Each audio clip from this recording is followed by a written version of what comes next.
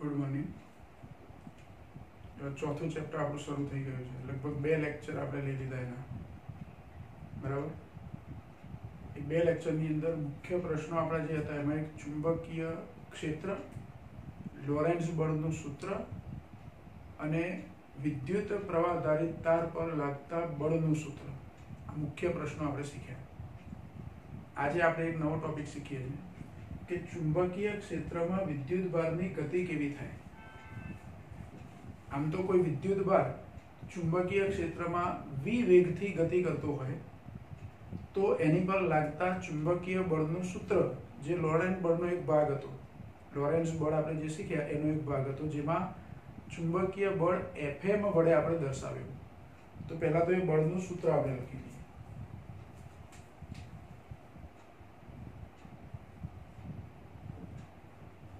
ચુંબકીય ક્ષેત્રમાં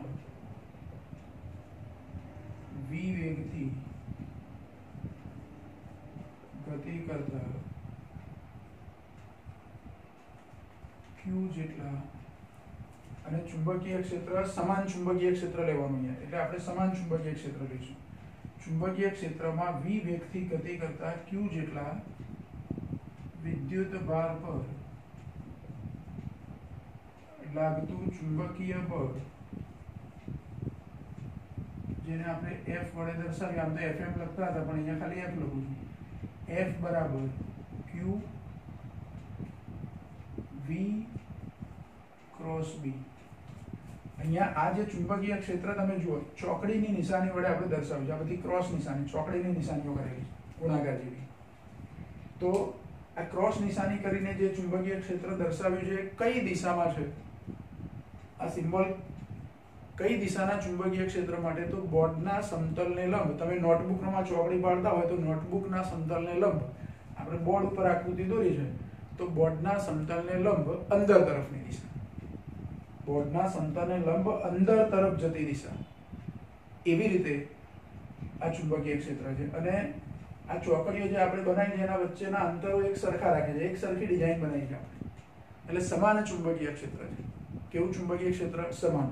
તો એવા ચુંબકીય ક્ષેત્રમાં q જેટલો વીજભાર ગતિ કરતો હોય v વેગથી, તો એની પર લાગતા બળનું સૂત્ર છે. અને આ બળનું ખાલી મારે મૂલ્ય લખવું હોય, બળનું ખાલી મૂલ્ય લખવું હોય તો F બરાબર q v b sin θ. આ એક પરિણામ કહ્યું. હવે જો કોઈ વિદ્યુત ભાર ચુંબકીય ક્ષેત્રને લંબ રૂપે ગતિ કરાવીએ, ક્ષેત્રમાં વિદ્યુત ભારને દાખલ કરીએ આપણે, એ વખતે ચુંબકીય ક્ષેત્રને લંબ રૂપે દાખલ કરવામાં આવે. ચુંબકીય ક્ષેત્ર બોર્ડના સમતલને લંબ આ રીતે અંદર જાય છે. હું અહીંથી વિદ્યુત ભારને આમ ફેંકું છું અંદર, ચુંબકીય ક્ષેત્રમાં ગતિ કરાવું છું. તો એ ગતિ કરાવું એ વખતે એ વેગની દિશા, વિદ્યુત ભારના વેગની દિશા ચુંબકીય ક્ષેત્રને કેવી? લંબ રૂપે હોય. તો થીટા કેટલા થઈ જાય? 90 લેવાય. જો થીટા બરાબર 90 હોય તો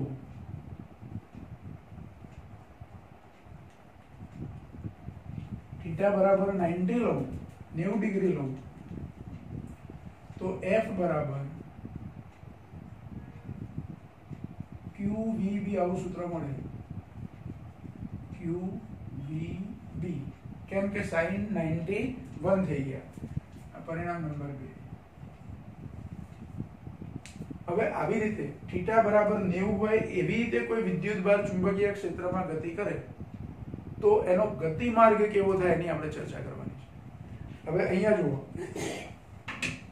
આપણે ચુંબકીય ક્ષેત્ર આ રીતે છે અને વિદ્યુત ભારને ગતિ અહીંથી નીચેથી, ધારો કે આ રીતે કરાવી છે. હું અહીંથી કોઈ એક દિશામાંથી નીચેથી ફેંકું છું, આમ નહીં, વિદ્યુત ભારને આ રીતે. આમે ચુંબકીય ક્ષેત્રને લંબ જ કહેવાય. એટલે વેગની દિશા આ બાજુ છે, ઉર્ધ્વ દિશામાં, અને ચુંબકીય ક્ષેત્ર અંદર તરફ છે. તો વિદ્યુત ભાર પર બળ કઈ દિશા લાગે? આ બળની દિશા કઈ હોય? તો જમણા હાથના સ્ક્રૂના નિયમ પરથી અહીંયા બળની દિશા મળે. મારી જોડે જે બે સદિશો છે, ચુંબકીય ક્ષેત્ર B અને વિદ્યુત ભારનો વેગ v, B અને v આવી રીતે છે. જો આ પરસ્પર લંબ આપણે બતાવે, B અંદર તરફ જાય છે, v ઉપર તરફ છે. તો હવે આ બેના સમતલને લંબ, આ બેનું સમતલ જે બને એને લંબ મારે સ્ક્રૂ પકડવાનો અને સ્ક્રૂને ફેરવવાનો. એ સ્ક્રૂ આપણે જે ફેરવીએ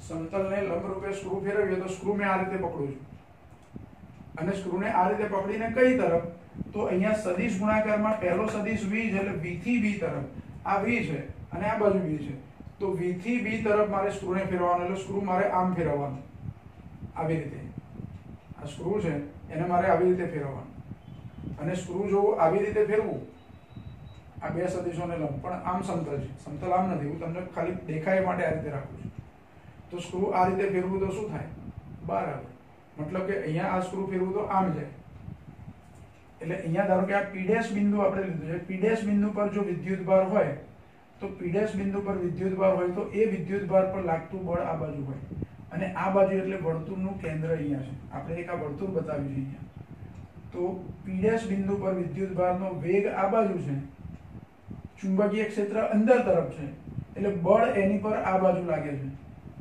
એટલે કે કેન્દ્ર તરફ. p બિંદુએ વિદ્યુતભાર હોય એ વખતે શું, તો p બિંદુએ વિદ્યુતભાર જે વખતે વેગ આ બાજુ છે, જુઓ વેગની દિશા આમ છે, એટલે એ વખતે વેગ આમ છે આ બાજુ, અને ચુંબકીય ક્ષેત્ર આ બાજુ છે, તો આ બે થી બનતા સમતલને લંબ રૂપે સ્ક્રૂ મારે આમ પકડવાનું, અને સ્ક્રૂને v થી b તરફ એટલે આમ ફેરવવું, સ્ક્રૂને v થી b તરફ ફેરવું તો ઉપર તરફ જાય, એટલે વિદ્યુતભાર આમ ગતિ કરતો હોય તો એની પર બળ આ બાજુ ઉપર તરફ લાગે, એટલે વિદ્યુતભાર આમ ગતિ એની આમ થાય છે, ધ્યાન રાખો, પણ બળ આ બાજુ લાગે છે એટલે એનો ગતિમાર્ગ બદલાય. ધારો કે વિદ્યુતભાર આટલે આવે તો એ વખતે સ્પર્શકની દિશામાં વેગ હોય, ચુંબકીય ક્ષેત્ર અને વેગ પરથી બળની દિશા શોધો તો આમ મળે, એટલે વિદ્યુતભાર ગમે તે જગ્યાએ ગતિ કરતો જાય પણ એની પર બળ જે લાગે એ વર્તુળ ગતિમાર્ગના કેન્દ્ર તરફ જ લાગતું હોય. અહીંયા વિદ્યુતભાર પહોંચે ત્યારે બળ આ બાજુ લાગે, વિદ્યુતભાર આટલે પહોંચે ત્યારે બળ આ બાજુ લાગે, એટલે એ વિદ્યુતભારનો ગતિમાર્ગ કેવો થઈ જાય, વર્તુળાકાર. ધારો કે ચુંબકીય ક્ષેત્રમાં વિદ્યુતભારને આપણે ફેંકીએ છીએ, થ્રો કરીએ છીએ, પણ એ વખતે એનો વેગ ચુંબકીય ક્ષેત્રને જો લંબ રૂપે હોય, દાખલ થાય તે વખતે, તો એ હવે સુરેખ ગતિ કરશે નહીં. જેવો ક્ષેત્રમાં દાખલ થાય એટલે એની પર બળ લાગશે, અને બળ એવી રીતે લાગશે કે એનો ગતિમાર્ગ હવે વર્તુળાકાર બની જશે. ગતિમાર્ગ કેવો થઈ જાય, વર્તુળાકાર. આવું વર્તુળ બને જો આમથી ફેંક્યો હોય તો. તમે બીજી કોઈ રીતે ફેંક્યો હોય તો એનું વર્તુળ આવું થઈ જાય, પણ એ ચુંબકીય ક્ષેત્રને લંબ સમતલ થાય. એટલે ચુંબકીય ક્ષેત્રને લંબ એવા સમતલની અંદર વિદ્યુતભારનો ગતિમાર્ગ વર્તુળાકાર બની જાય. પણ ક્યારે, કેવી રીતે દાખલ કર્યો હોય તો વિદ્યુતભારને ચુંબકીય ક્ષેત્રને લંબ રૂપે દાખલ કર્યો હોય. વિદ્યુતભારને ચુંબકીય ક્ષેત્રને લંબ રૂપે જો દાખલ કરો કે જેથી 90 નો ખૂણો બને v અને b વચ્ચેનો, તો એ વિદ્યુતભાર જેવો ચુંબકીય ક્ષેત્રમાં દાખલ થાય એટલે એની પર બળ લાગવાનું શરૂ થાય, ચુંબકીય બળ, અને એ ચુંબકીય બળને કારણે એનો ગતિમાર્ગ વક્ર બની જાય, ને એ વક્ર એટલે કેવો, વર્તુળાકાર. જ્યાં સુધી એનો વેગ નહીં બદલાય ત્યાં સુધી એકના એક વર્તુળાકાર માર્ગ પર ત્યાંનો ત્યાં જ ગતિ કર્યા કરશે. અહીંયા એક જ આંટો પૂરો કરે એવું નહીં, હવે આ જ માર્ગ ઉપર એની ગતિ ચાલુ જ રહેશે. ભલે તમે એને બહારથી બળ નથી આપતા, એક જ વખત આપણે ધક્કો આપીને મોકલી દીધો, એક જ વખત ધક્કો મારે અંદર દાખલ કરી દીધો, પછી તો એ જેટલા વેગથી ગતિ કરે છે, એનો જે વેગથી દાખલ થયો છે એટલા ને એટલા જ વેગથી આ વર્તુળાકાર માર્ગ પર એ ગતિ કર્યા કરશે. અને વર્તુળાકાર માર્ગ પર ગતિ કરે છે એટલે આ ચુંબકીય બળ એ એને ગતિ કરવા માટે, વર્તુળ ગતિ કરવા માટે કેન્દ્રગામી બળ પૂરું પાડે છે. કેવું બળ પૂરું પાડે છે, કેન્દ્રગામી બળ. એટલે અહીંયા ચુંબકીય બળ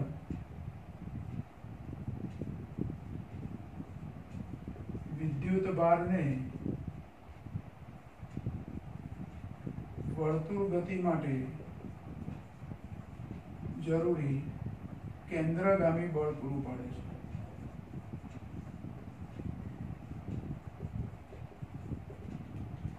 કેવું બળ પૂરું પાડે, કેન્દ્રગામી બળ. એટલે મારે F બરાબર લખી દેવાનું કેન્દ્રગામી બળ માટે F બરાબર mv²/r. જો કેન્દ્રગામી બળનું સૂત્ર આપણે 11મા ધોરણમાં શીખેલા છે, F બરાબર mv²/r. તો આ બે સૂત્રો હવે સરખાઈ દેવાના મારે. આને હું નંબર 3 આપી દઉં તો 2 અને 3 સરખાવતા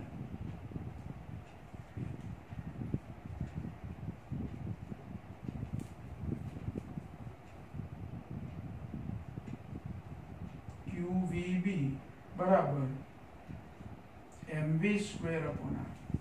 આ સરખામણી કરીએ તો આવું મળે આપણને qvb બરાબર mv સ્ક્વેર અપોન r. હવે જો એક v આ બાજુથી અને અહીંથી એક v જતો રહેશે એટલે અહીંયા એક v વધશે v સ્ક્વેર છે એટલે તો સૂત્ર શું થશે qb બરાબર mv અપોન r. એટલે r બરાબર શું થાય mv અપોન qb. આ ત્રિજ્યાનું સૂત્ર થયું, વર્તુળ ગતિમાર્ગની ત્રિજ્યાનું સૂત્ર થયું. હવે આ સૂત્રમાં જમણી બાજુ તમે જુઓ m એટલે દળ છે, કોણ જે વીજભાર ગતિ કરે છે એનું. ધારો કે પ્રોટોન છે, આ એક પ્રોટોન છે તો પ્રોટોનનું દળ ફિક્સ જ હોય, એ દળ એનું બદલાતું નથી. v એટલે એનો વેગ, q એટલે પ્રોટોનનો અથવા જે કણ ગતિ કરે છે એનો વીજભાર, અને b એટલે સમાન ચુંબકીય ક્ષેત્ર. વીજભાર ગમે તે બિંદુએ ચુંબકીય ક્ષેત્ર તો સરખું રહેશે. એટલે m q અને b તો અચળ જ છે, સમજી લો. m એટલે કે દળ, q એટલે વિદ્યુતભાર અને b એટલે ચુંબકીય ક્ષેત્ર. આ ત્રણ વસ્તુ તો અચળ છે. જો હું વેગ પણ ના બદલું, વેગ ક્યારે બદલાય? બહારથી કોઈ ઉર્જા આપો ત્યારે. હું વેગ પણ ના બદલું એટલે કે વેગ અચળ રાખું તો આ જમણી બાજુના બધા પદો અચળ થઈ ગયા. એટલે ત્રિજ્યા પણ કેવી થઈ ગઈ? અચળ. જેટલા વેગથી વિદ્યુતભારિત કણને દાખલ કર્યો એ વેગ જ્યાં સુધી નહીં બદલાય ત્યાં સુધી એકના એક માર્ગ ઉપર એક સરખા વેગથી, એટલે કે ચોક્કસ ત્રિજ્યાના માર્ગ પર અચળ વેગથી આ વીજભાર પોતાની ગતિ શું કરશે? ચાલુ રાખશે. આમાં mv દળ અને વેગનો ગુણાકાર એટલે વેગમાન. એટલે આ ત્રિજ્યા છે એ વેગમાન પર આધારિત કહેવાય. હું હજુ આવું લખી શકું r બરાબર p અપોન qb, જ્યાં p એટલે વેગમાન છે માટે હવે q અને b અચળ એટલે r ચલે છે p. ત્રિજ્યા એ વેગમાનના સમપ્રમાણમાં છે. જો વેગમાન બદલાય તો ત્રિજ્યા બદલાય, વેગમાન વધે તો ત્રિજ્યા વધે, વેગમાન ઘટે તો ત્રિજ્યા ઘટે. હવે વેગમાનમાં ફેરફાર માટે મારે કોને બદલવાના છે? વેગને. એટલે હું વેગ બદલું એટલે વેગમાન બદલાય. વેગ એ પણ, ત્રિજ્યા એ વેગના પણ સમપ્રમાણમાં છે અને વેગમાનના પણ સમપ્રમાણમાં છે. હવે આ જે સમીકરણ 4 છે આ તો ઠીક છે, પાછું આ વેગમાન પર આધારિત ત્રિજ્યા છે સમીકરણ લખ્યું, પણ આની અંદર વર્તુળ ગતિ માટે v બરાબર r ઓમેગા આવો સંબંધ છે. 11મા ધોરણમાં આપણે શીખેલા છે ચાક ગતિમાં. v બરાબર r ઓમેગા, જ્યાં r એ વર્તુળ ગતિમાર્ગની ત્રિજ્યા અને ઓમેગા એટલે કોણીય ઝડપ. તો એ સૂત્ર આપણે શીખેલા છે.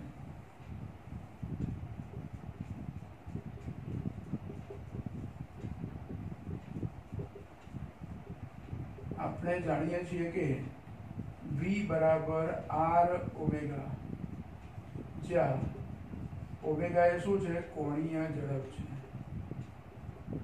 અથવા કોણીય વેગ પણ કહી શકો. તો સમીકરણ 4 માં એ કિંમત મૂકું તો શું થાય? તો ત્રિજ્યાનું સૂત્ર કેવું થાય? હવે જુઓ, m v ની જગ્યાએ લખવાના r ઓમેગા અપોન qb. તો r જતા રહે, આ qb આ બાજુ લઈ લો અને m છેદમાં લઈ લો તો ઓમેગાનું સૂત્ર શું બને? તો ઓમેગા બરાબર qb અપોન m. પરંતુ ઓમેગા બરાબર પાછું શું છે? આને નંબર આપી દઈએ પાછો એક, સમીકરણ નંબર 6. ઓમેગા બરાબર 2 પાઈ f, આવૃત્તિનો f લખો. આપણે આવૃત્તિ માટે f પણ વાપરી શકીએ અને ન્યુ પણ વાપરી શકીએ. આ ન્યુ, જો આ વેગ v નો v અલગ વસ્તુ છે અને આ ન્યુ અલગ વસ્તુ છે. બુકમાં આપણને ન્યુ સંકેત વાપર્યો છે એટલે ન્યુ વાપરીએ, બાકી f પણ લખી શકતા, સ્મોલ f. બરાબર? તો ઓમેગા બરાબર 2 પાઈ ન્યુ. તો અહીંયા કિંમત મૂકી દઉં, ઓમેગાની જગ્યાએ શું લખી દઉં? 2 પાઈ ન્યુ બરાબર qb અપોન m. તો એની પરથી ન્યુ નું સૂત્ર શું બને? આવૃત્તિનું સૂત્ર qb અપોન 2 પાઈ m. અને આવૃત્તિ અને આવર્તકાર એકબીજાના કેવા? વ્યસ્ત. આ આવૃત્તિ છે એટલે અહીંયા આપણે કોઈ જગ્યાએ સ્પષ્ટતા કરીએ કે જ્યાં ન્યુ એ આવૃત્તિ છે આ સૂત્ર ઓમેગા બરાબર 2 પાઈ ન્યુ લખ્યું, એમાં ન્યુ એ શું છે? આવૃત્તિ છે. તો આવર્તકારનું સૂત્ર શું બને? આવર્તકાર t બરાબર 1/ન્યુ માટે t બરાબર આનું વ્યસ્ત લખવાનું, એટલે 2 પાઈ m અપોન qb. આ આવર્તકારનું સૂત્ર છે.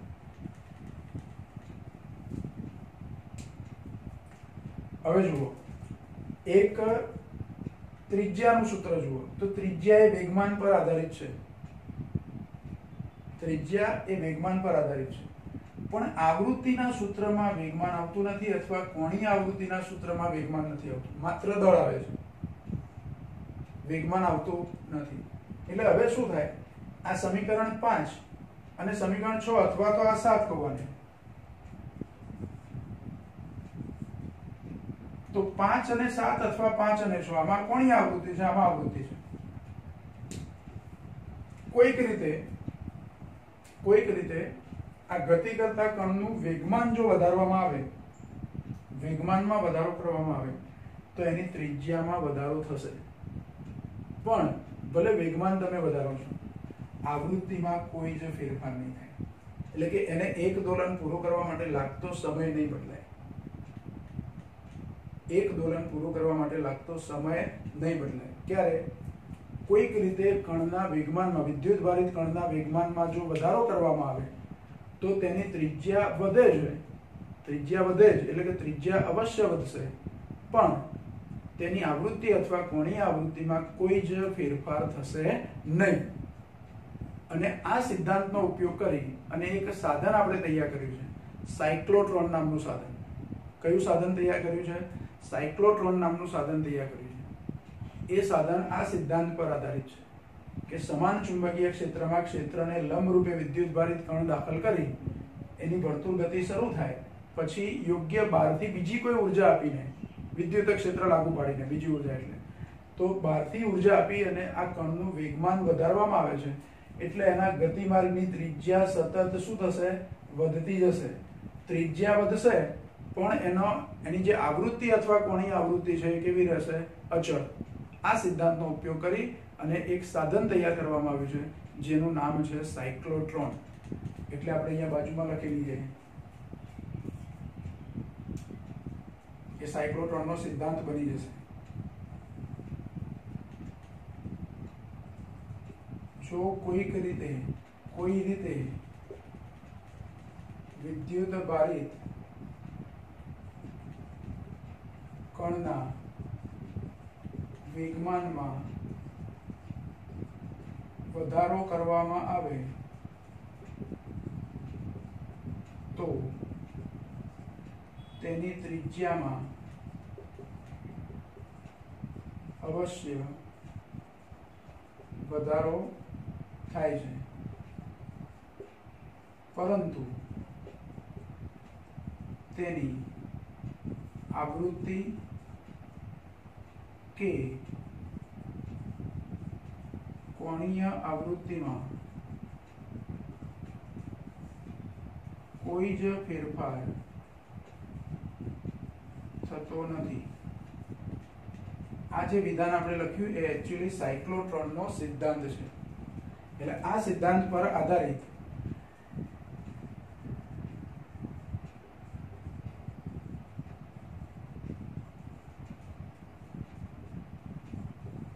સાયક્લોટ્રોન નામનું સાધન વિકસાવવામાં આવ્યું છે.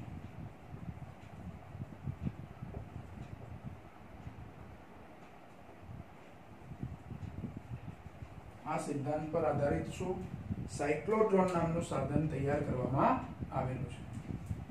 એટલે આ એક અગત્યનો પ્રશ્ન કહી શકાય કે ચુંબકીય ક્ષેત્રમાં વિદ્યુત ભારની ગતિ, બીજી રીતે કહેવું હોય તો સાયક્લોટ્રોનનો સિદ્ધાંત તારવો. એટલે અહીં સુધી આવી ગયા. એટલે સાયક્લોટ્રોનનો સિદ્ધાંત તારવ્યો આ બે સમીકરણો 5 અને 6 પરથી અથવા 5 અને 7 પરથી. બરાબર?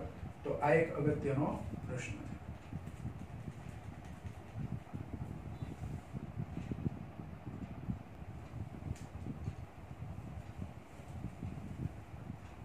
જો બીજી સહેજ વધારે માહિતી છે.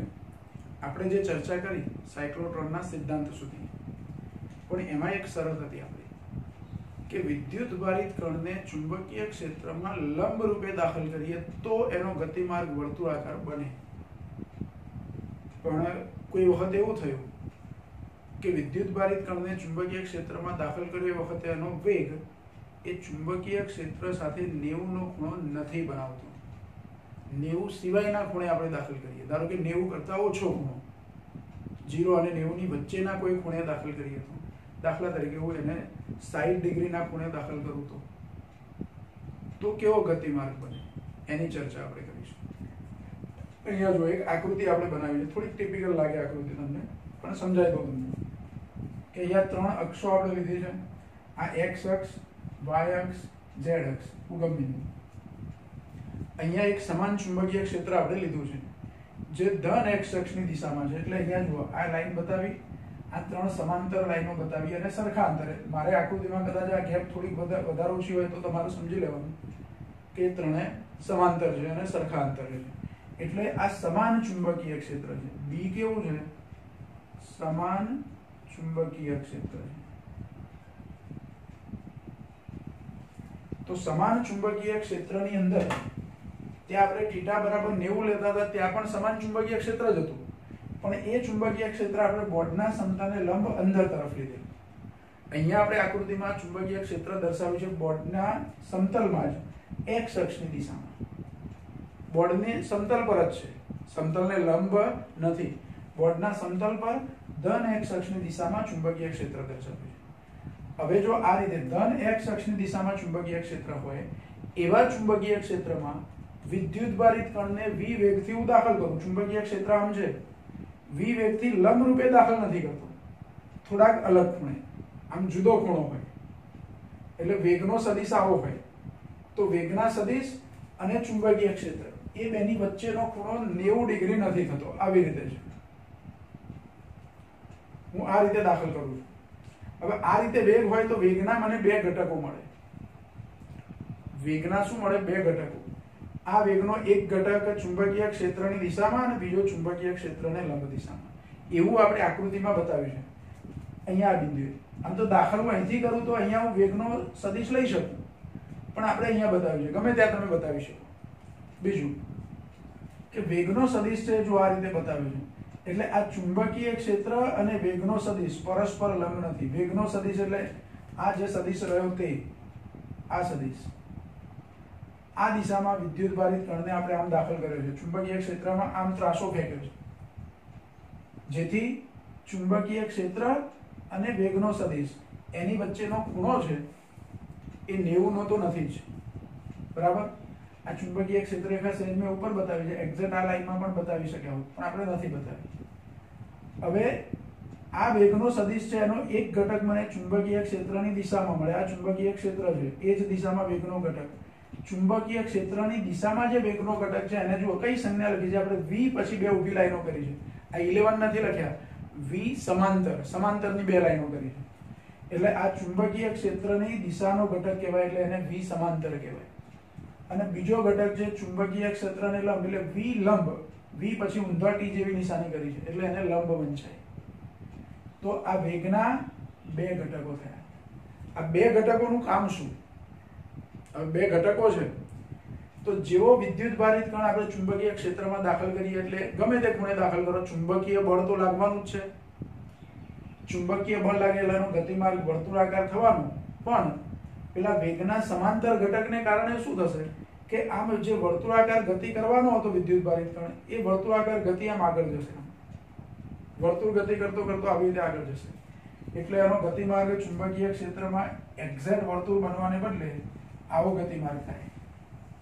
હું આ બાજુથી જોઉં તો મને એવું લાગે કે વિદ્યુત ભારિત કણ આમ ગોળ ગોળ ફરતો ફરતો આપણી તરફ આવે છે. સ્પ્રિંગ હોય ને, સ્પ્રિંગનો આકાર કેવો છે? તો સ્પ્રિંગનો તાર જે આવી રીતે વાળેલો છે, અને એવો માર્ગ હોય ને હેલિકલ માર્ગ કહેવાય. સર્પિલાકાર, હેલિકલ માર્ગ કહેવાય. કેવો માર્ગ કહેવાય? હેલિકલ માર્ગ. આ હેલિકલ પાથ થયો. એના હું એવું વિચારું કે એનો ગતિમાર્ગ વર્તુળાકાર થાય, પણ વર્તુળાકાર થાય પહેલા તો થોડોક આગળ જતો રહે કણ. વર્તુળ માર્ગ પૂરો થાય પહેલા થોડોક આગળ ખેંચાય એટલે પાછો એનો ગતિ માર્ગ આગળ જાય.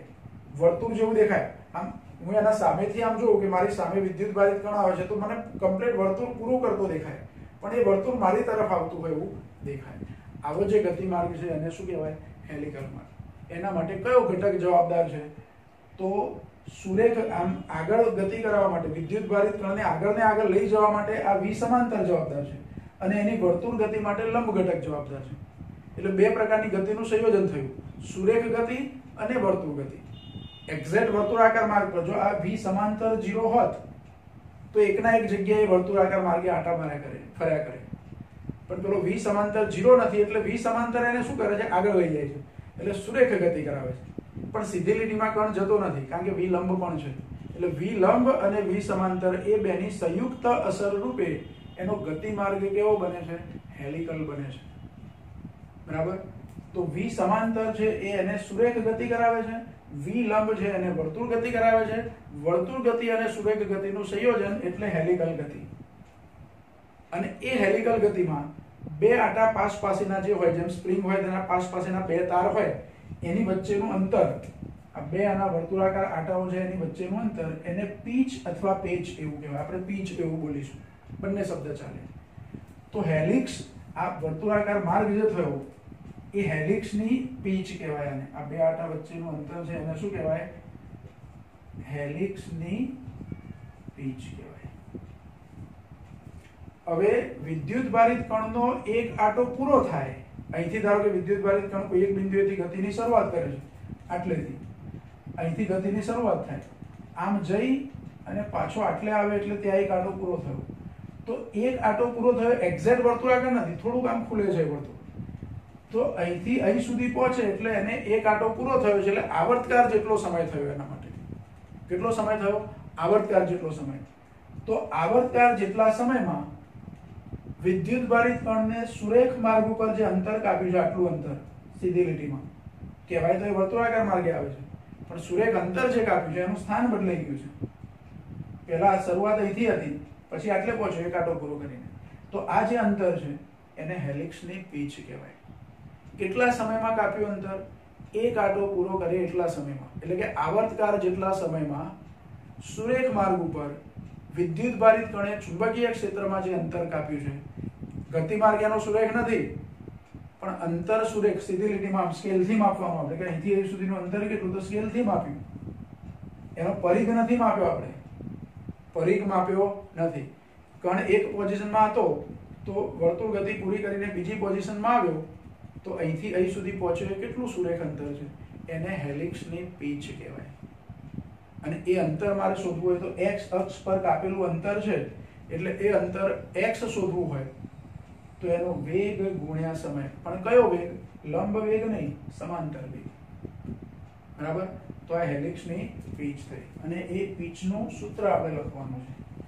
આમાં બીજી વધારે સમજૂતી આપણે આટલી આપવાની નથી. આકૃતિ દોરી અને હેલિક્સની પીચનું સૂત્ર લખવાનું છે. એ બાજુમાં લખીએ આપણે. જો કોઈ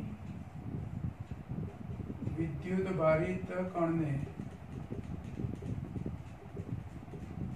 ચુંબકીય ક્ષેત્રમાં થીટા ખૂણે દાખલ કરવામાં આવે,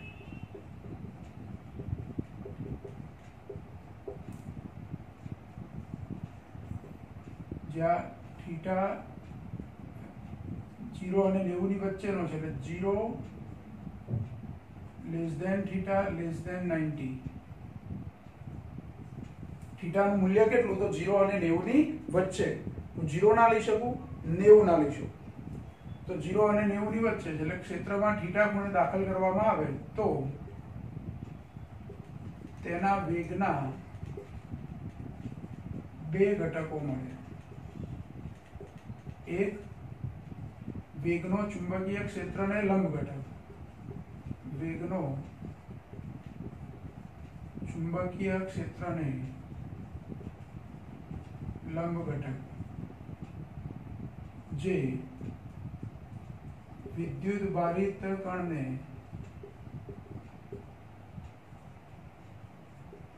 वर्तुळ गति विद्युत भारित कणनी वर्तुळ गति માટે જવાબદાર છે। વેગનો ચુંબકીય ક્ષેત્રને લંબ ઘટક એ લંબ ઘટક છે એને v લંબ વડે આપણે દર્શાવીએ છીએ। અને બીજો ઘટક કયો તો વેગનો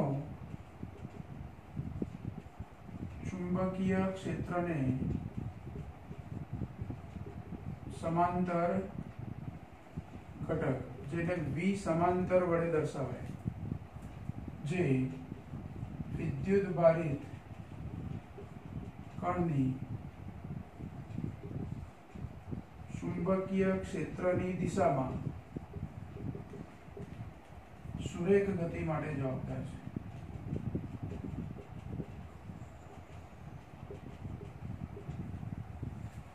એટલે એક કણ વર્તુળ ગતિ કરાવે બીજો સુરેખ ગતિ કરાવે એ બેનું સંયોજન એટલે કે વિદ્યુત ભારિત કણની વર્તુળ ગતિ અને સુરેખ ગતિનું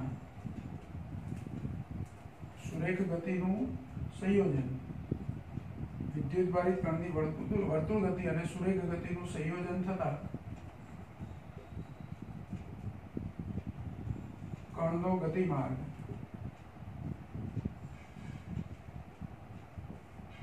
હેલિકલ બને છે। અને હેલિકલ ગતિમાર્ગમાં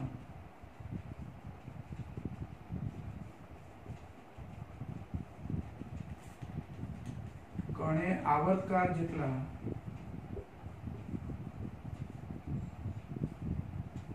સમયમાં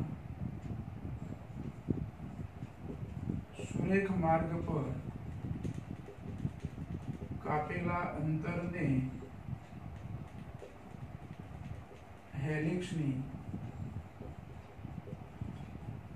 પીચ કહે છે। પીચ જો x વડે દર્શાવું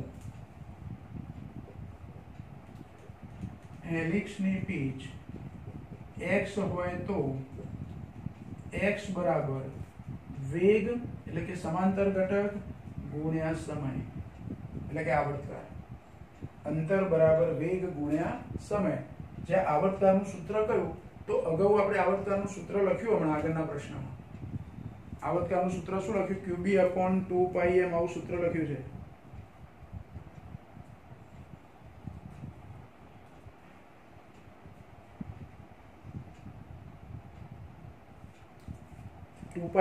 qb એવું સૂત્ર લખ્યું છે જો જ્યાં E બરાબર 2πm/qb માટે પીચ x બરાબર શું થાય તો 2πm/qb ઇન્ટુ v સમાંતર। આ v સમાંતર એટલે એકચ્યુઅલી v cos θ લેવાય। જો આ વેગ છે એનો અહીંયા ચુંબકીય ક્ષેત્ર સાથેનો ખૂણો અહીંયા અલગ આકૃતિમાં બતાવું તમને। આ બાજુ ચુંબકીય ક્ષેત્ર b આ વેગ v વેગનો સમાંતર ઘટક આ બાજુ એટલે v સમાંતર અહીંયા ખૂણો θ હોય અને આ વેગનો લંબ ઘટક v લંબ।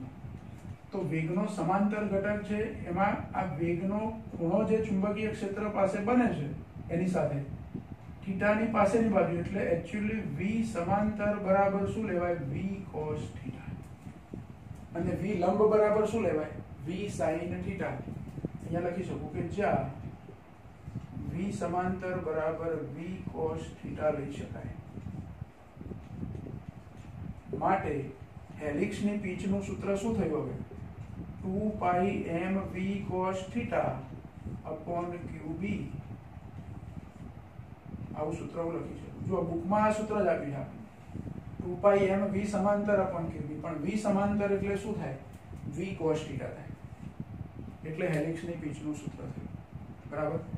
તો આ એટલો બધો અગત્યનો પ્રશ્ન નથી, પણ કોઈક વખતે તમને પીચ માટેનો પ્રશ્ન પૂછી શકાય કે હેલિક્સની પીચ શોધો, તો પીચ માટે આ સૂત્ર યાદ રાખો।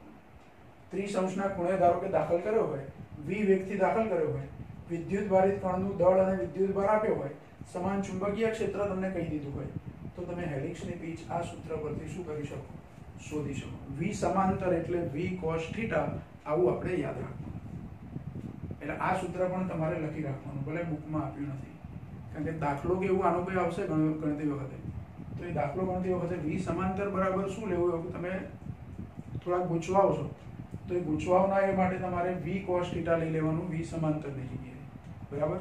તો આ હેલિકલ ગતિમાર્ગનો પ્રશ્ન આપણો પૂરો થયો। ટૂંકમાં આપણે જે બધી જ ચર્ચા કરી આજે, એમાં જો વિદ્યુત ભારિત કણને ક્ષેત્રને લંબ રૂપે દાખલ કરવામાં આવે ચુંબકીય ક્ષેત્રમાં, તો એનો ગતિમાર્ગ વર્તુળાકાર થશે, પછી એ એકના એક વર્તુળાકાર માર્ગ પર ગતિ કરે, ક્યાં સુધી? તમે એના વેગમાનમાં ફેરફાર ના કરો ત્યાં સુધી। વેગમાન વધારીએ તો શું થાય? તો એ વર્તુળ ગતિમાર્ગની ત્રિજ્યા વધે, પણ એ આવી રીતે આગળ ના જાય, જે માર્ગ ઉપર ગતિ કરતો હતો એ માર્ગ પર જ, ધારો કે આવી રીતે એનો વર્તુળ ગતિમાર્ગ હોય, પહેલા વર્તુળ ગતિમાર્ગ નાનો છે આવો, તો ધીરે ધીરે વર્તુળ ગતિમાર્ગ વધતો જાય, ધીરે ધીરે એનો વર્તુળ ગતિમાર્ગ વધતો જાય, એટલે જલેબી જેવો આકાર થાય। ક્યારે? ક્ષેત્રને લંબરૂપે દાખલ કર્યો અને વેગમાન વધાર્યું। જો વેગમાન ના વધારો તો એકના એક વર્તુળાકાર માર્ગ પર શું કર્યા કરે? ગતિ કર્યા કરે, એક જ માર્ગ ઉપર એક સરખી ત્રિજ્યાનો। આ લંબરૂપે દાખલ કરેલા કણની વાત થઈ। જો ક્ષેત્ર સાથે θ ખૂણો બનાવતા હોય, જ્યાં θ નું મૂલ્ય 0 અને 90 ની વચ્ચે હોય, તો એના બે ઘટકો મળે। એક ઘટક એને વર્તુળ ગતિ માટે બળ પૂરું પાડે છે અને બીજો ઘટક છે એને સુરેખ ગતિ કરાવે છે, તો એ બેના સંયોજન રૂપે હેલિકલ માર્ગ બને છે। અને હેલિકલ માર્ગ બને તો એ હેલિક્સ એટલે કે બે ક્રમિક, અહીંયા એક આંટો પૂરો કરે એટલા સમયમાં કાપેલું અંતર, એને હેલિક્સની આપણે પીચ કીધી। એ જે પીચ છે એનું સૂત્ર થાય, એટલે બંને પ્રકારની ગતિ આવી ગઈ। ક્ષેત્રને લંબ રૂપે દાખલ કરો તો શું થાય એની પણ ચર્ચા કરી, અને લંબ રૂપે દાખલ ના કરો તો શું થાય એની પણ ચર્ચા આવી ગઈ। એટલે કે ચુંબકીય ક્ષેત્રમાં વિદ્યુત ભારની ગતિની બધી રીતની ચર્ચા આપણી પૂરી થઈ, ગમે તે θ માટે, બરાબર।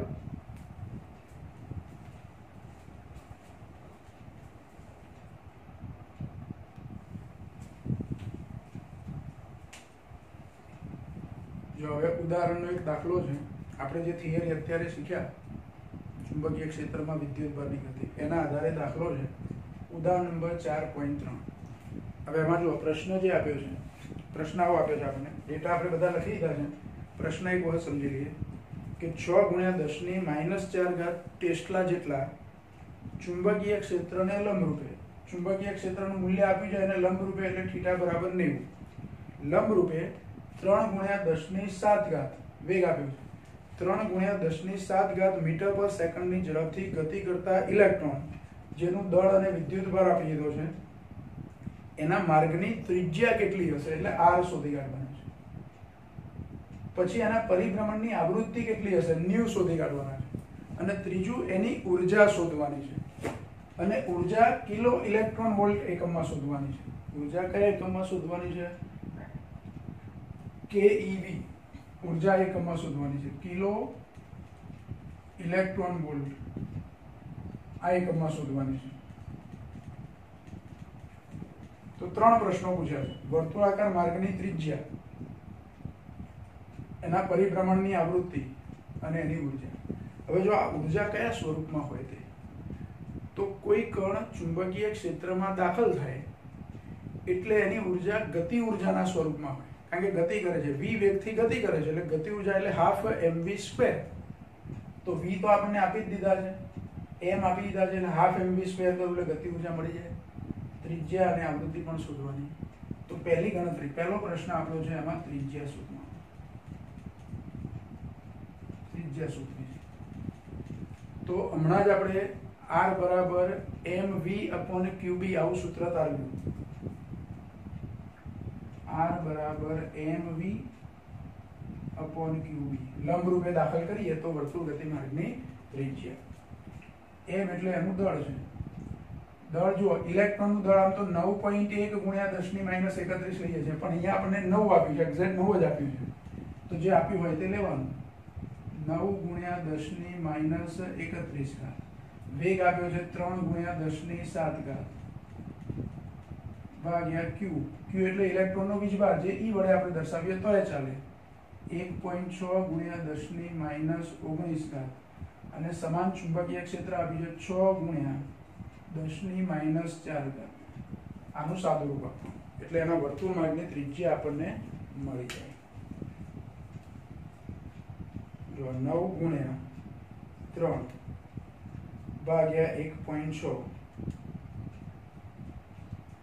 અને ભાગ્યા 6 એટલે 2.81 પછી એટલે 2.81 જેવું મળે છે આપણને એ બાજુમાં લખીએ આપણે એટલે r બરાબર 2.81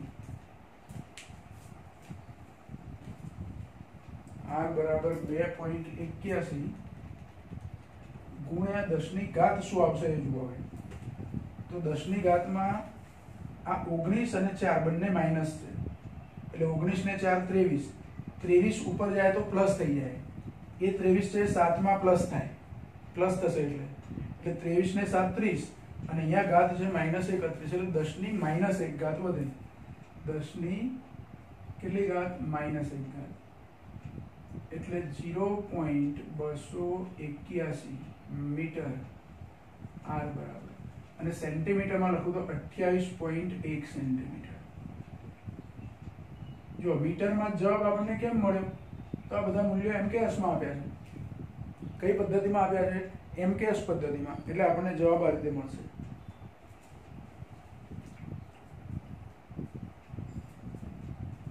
જો પાછળ અહીંયા 2 પણ આપ્યા છે બુકમાં એટલે 2 અહીંયા લખી દઉં તો 28.12 સેન્ટીમીટર 2 ની પાછળ 5 આપ્યા છે પણ એ પછી પાછળના આંકડા લખવાનો મતલબ નથી તો r બરાબર 28.12 સેન્ટીમીટર આટલી ત્રિજ્યા થઈ હવે બીજું શું શોધવાનું છે તો આવૃત્તિ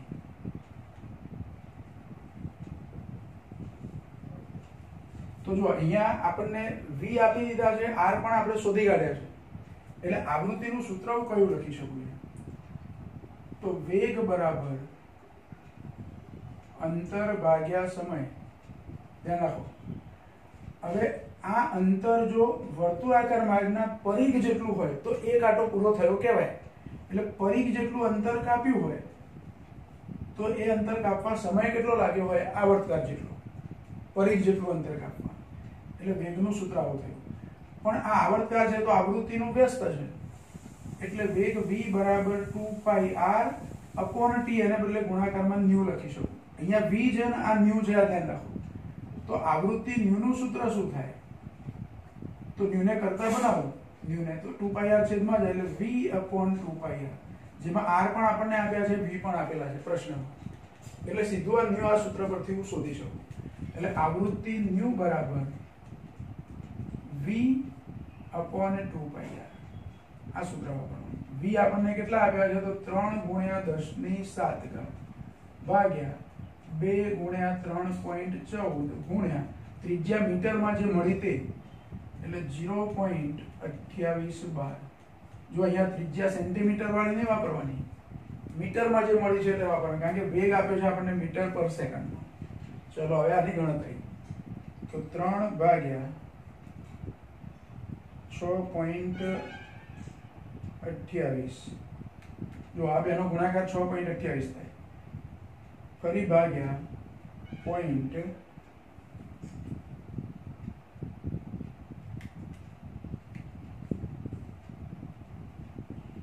2812 એટલે 1.6988 એટલે આશરે 1.7 જેટલું મળે છે 1.6988 ગુણ્યા 10 ની 7 ઘાત એટલે આશરે આને હું કેટલું કહી શકું 1.7 ગુણ્યા 10 ની 7 ઘાત હર્ટ્ઝ આવૃત્તિ છે એટલે એનો એકમ શું આવશે હર્ટ્ઝ આ ન્યુ છે ધ્યાન રાખવાનું v માં અને ન્યુ માં કન્ફ્યુઝન ના થાય જોવાનું બરાબર ચલો પછી ત્રીજો પ્રશ્ન ગતિ ઊર્જા શોધવાની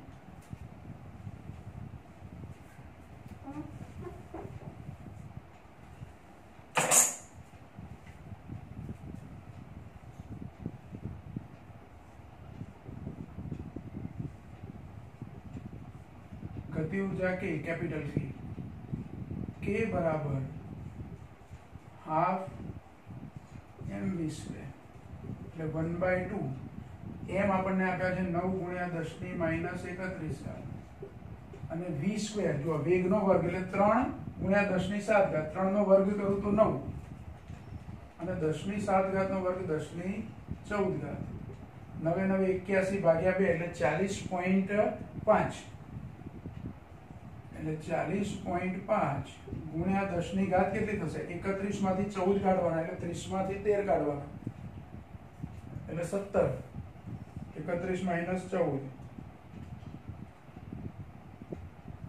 એટલે 10 ની -17 ઘાત આવે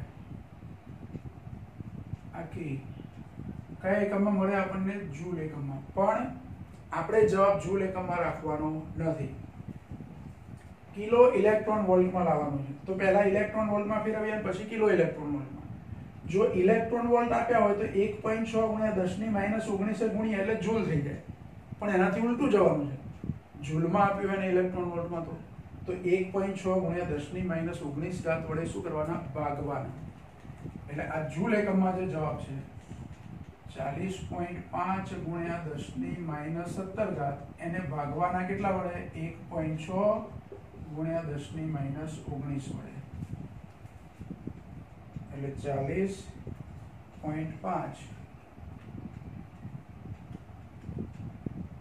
ભાગ્યા 1.6 એટલે 25.31 આવે 25.31 એવું છે પાસે પણ આટલું જ લખીએ આપણે ગુણ્યા 10 ની ઘાત કેટલી થાય તો -19 ઉપર જાય તો પ્લસ થઈ જાય શું થાય પ્લસ એટલે 19 માંથી 17 કાઢી નાખો એટલે 2 ઘાત કે આટલા ઇલેક્ટ્રોન વોલ્ટ થયા હવે આને કિલો ઇલેક્ટ્રોન વોલ્ટ બનાવવા છે તો 1000 વડે ભાગવા પડે જો આને હજુ તો 2.531 લખું તો 10 ની 3 ઘાત થઈ જ જાય આ પોઈન્ટ અહીંયા ખસે એટલે 10 ની 3 ઘાત આ 3 ઘાત 1000 વડે ભાગો એટલે આ ઘાત જતી રહે એટલે 2.531 કિલો ઇલેક્ટ્રોન વોલ્ટ થાય એની ઊર્જા કે બરાબર 2.531 કિલો ઇલેક્ટ્રોન વોલ્ટ જો આ કે છે કેપિટલ કે છે જે ઊર્જાના કે છે ગતિ ઊર્જાના અહીં કે લખ્યા કિલો માટેના કે છે સ્મોલ કે છે તો આટલો જવાબ આપણને મળે 2.531 એટલે આશરે 2.5 જેવું થયું આશરે આનું 2.5 લઈશું બરાબર તો આ થઈ ગતિ ઊર્જા જો એટલે ચુંબકીય ક્ષેત્રમાં વર્તુળાકાર માર્ગે જે કણ ગતિ કરે છે એના માટેની આ ગણતરી થઈ હવે આને આધારે આજે જે થિયરી શીખ્યા એને આધારે આપણે સાયક્લોટ્રોન નામનું સાધન શીખવાનું છે બરાબર એનો સિદ્ધાંત તો આપણે શીખી લીધો એની રચના અને એની કાર્ય પદ્ધતિ એના ઉપયોગો એની મર્યાદાઓ આ બધું નેક્સ્ટ ટાઈમ આપણે શીખીશું આજે અહીં સુધી અટકાઈએ છીએ આપણે